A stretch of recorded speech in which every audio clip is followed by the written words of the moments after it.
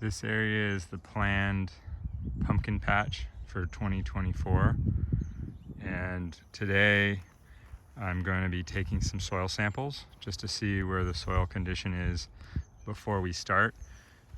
This ground used to be an old apple orchard, and it really hasn't had anything growing on it other than the seasonal grasses for probably the last 20-30 years.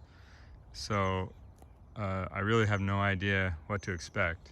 As a trial this year, we grew a bunch of different pumpkins here on this little spot here just to sort of run a test.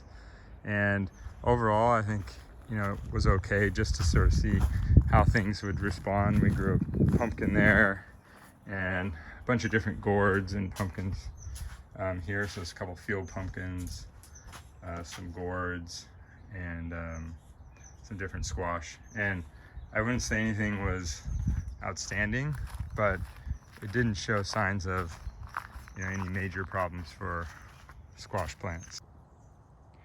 For taking a soil sample, what I've done is I've dug about 6 or 7 holes around this roughly 1,500 square foot area, and usually try and take off the top 3 or 4 inches, and then kind of go as far down as like 6 to 10, or maybe even 6 to 12, and then kind of mix some of that soil that's below the surface, which can have sort of just random debris, so kind of like right around here down, mix that up, and then from each hole I'll take a sample like maybe this big that's kind of mixed up, and put it in a clean bucket, and then I'll do that in all 6 holes, and then mix that up, and then I think it's roughly 3 or 4 cups that get sent into the lab for measurement. And then you have a sort of mixed sample from the entire 1,500 square foot area. And so the result is kind of a blended average of what your whole growing area needs. And now we have all our samples in this bucket. Basically, we're going to mix them all up. And I'll take out any large rocks or real big clumps that are stuck together, and then from there I will pull sample into a baggie and send it to the lab. And that's the soil sample.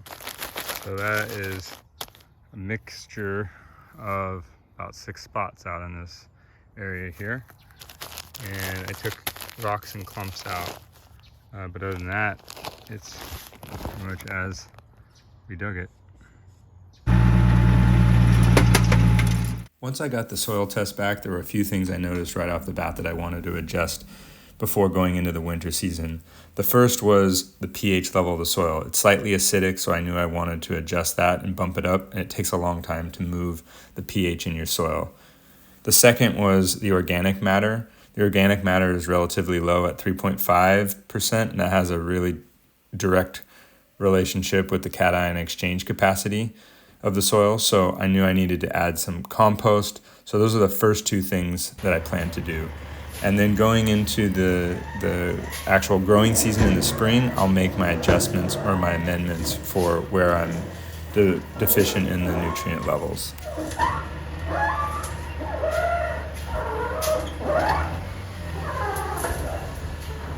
So now I need to spread the compost. There's enough for about 1-inch layer. What I'm going to do is use the tractor to just dump some piles around where it'll be a little bit easier to rake in. And once I do that, based on the soil test, I'm going to adjust the acidity by applying lime, which should bump up the pH level a bit. And then I'll do a light till just to blend the compost into just that top layer of soil. And then I'll plant my cover crop. And this year I have a barley and vetch mix that will be going into this 2,000 square foot, roughly 2,000 square foot area. Okay, there is the compost all spread. 7 yards, sitting about 1 inch thick. And now we'll spread the agricultural lime and prepare it for the cover crop planting. There is 65 pounds spread, ready to be tilled in.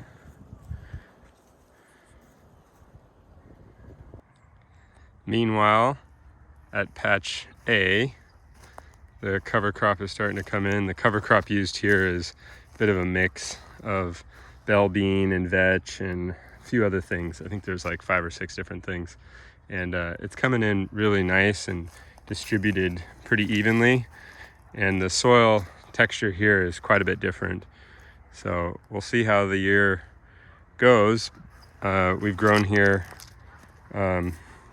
3 years now, and the other spot, it'll be the first year.